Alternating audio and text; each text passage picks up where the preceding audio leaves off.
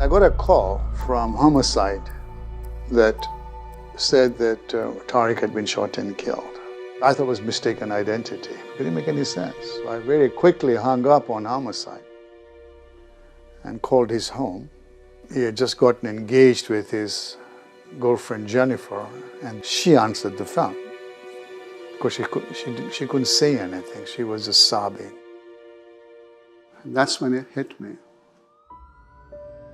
It was the last delivery of the evening, and he was lured to a bogus address in North Park. As he was about to leave, he was accosted by 4 youth gang members.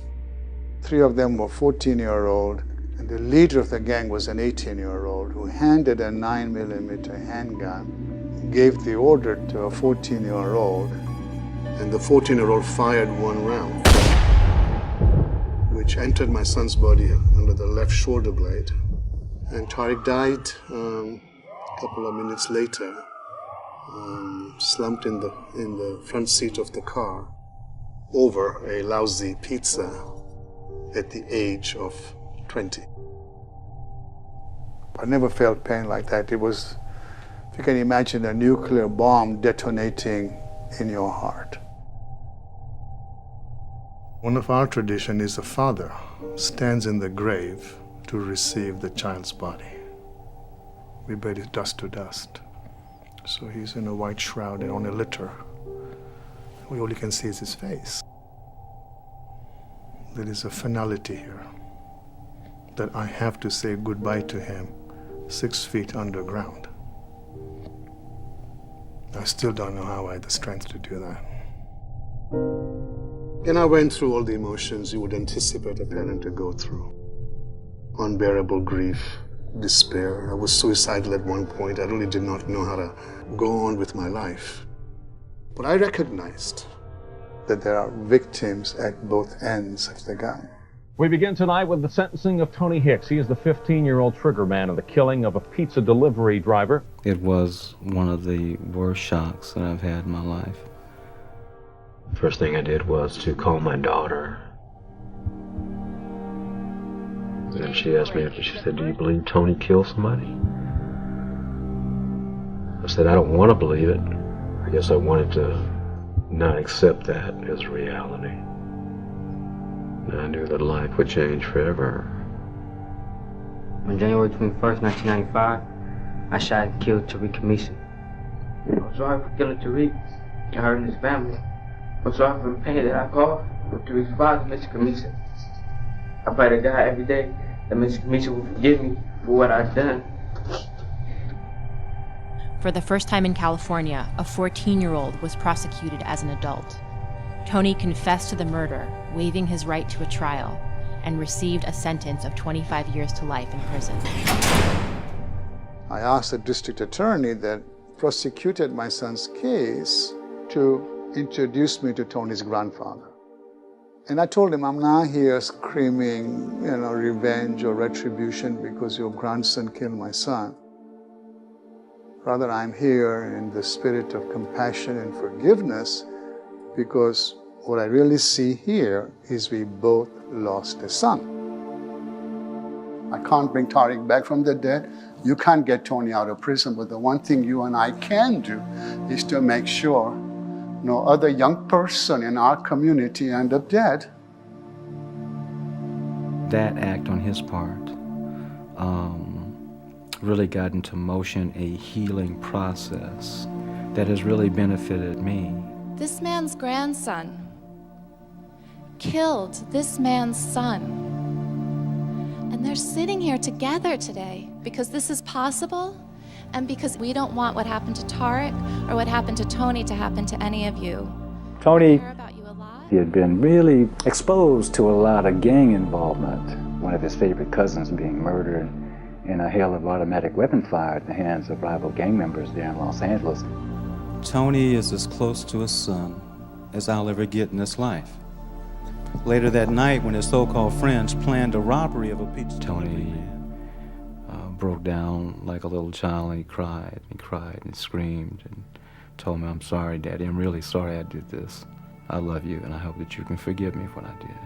And I didn't hesitate to let him know that I love him. Held him in my arms like he was a little kid and comforted him and let him know that I understand that he's very sorry for what he did.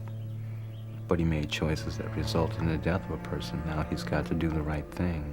And I know that you know what to do. And I'll just look forward to seeing you in court tomorrow. On January 21st, 1995, I shot and killed Tarika, a person I didn't even know and who didn't do anything wrong to me. I have a lot of problems in my life. However, I don't want to use my problems as an excuse for my actions.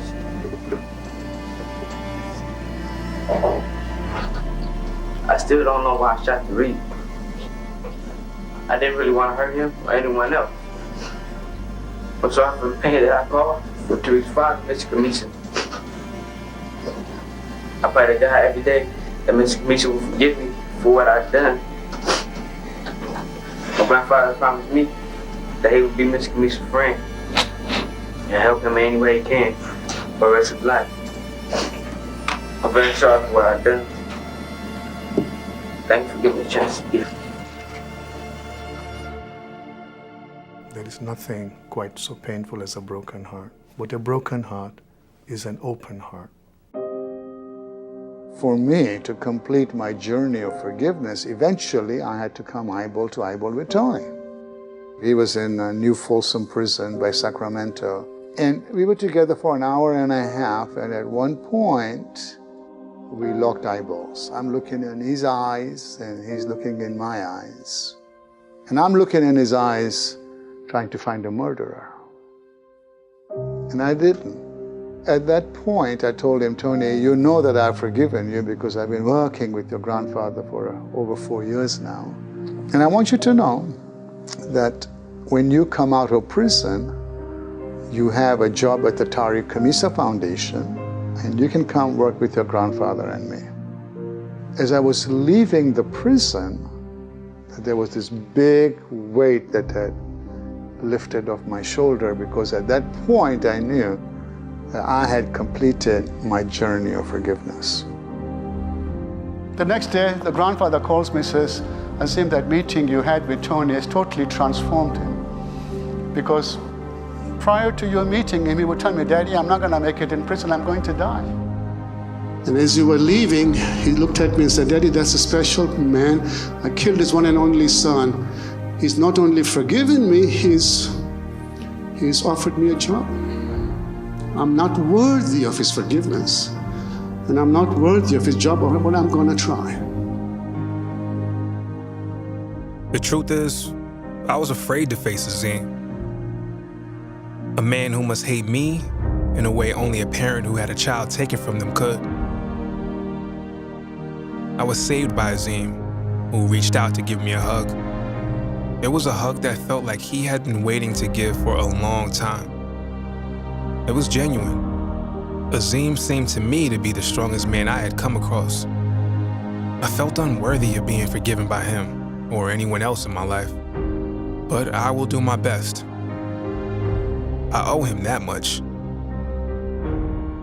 I have forgiven Tony. Do I love Tony? And that I thought, my God, I have to now walk that journey. And I really cried, because I look into your eyes, and if I tell you I love the kid that took my son's life, that is a taller order. Now if you ask me, do you love players? I would say, yeah. I'm not there with Tony yet, but I will be. I have a lot of empathy with Tony. I have forgiven him to the deepest level that I can forgive him. Someday I will learn to love Tony. And I can feel it. I don't have to understand it. It is part of every cell of my body. Over the last 24 years, I think I've taken the fatherly role with him as well. I can't put words that mean enough about Azim's generous hand of forgiveness and how that's affected all of us. And that compassion was something that, again, will stay with me as long as I live. And that's why we're here with the kids, to give that love back so that they understand they are loved and cared for. And I have a lot of respect for players. 23 plus years later, we're still together. He's been by my side, by my support, would do anything for me. He's always told me that I have your back and I trust him. He's as close to me as I often say as my own brother. So, thank you, brother. I truly believe peace is possible. How do I know that? Because I am at peace. Every one of you in this room is a very important person. With love, our shattered hearts will heal. And it's love that fuels the voyage of his soul. But we will have to feel pain we don't want to feel if we want our hearts to once again be whole.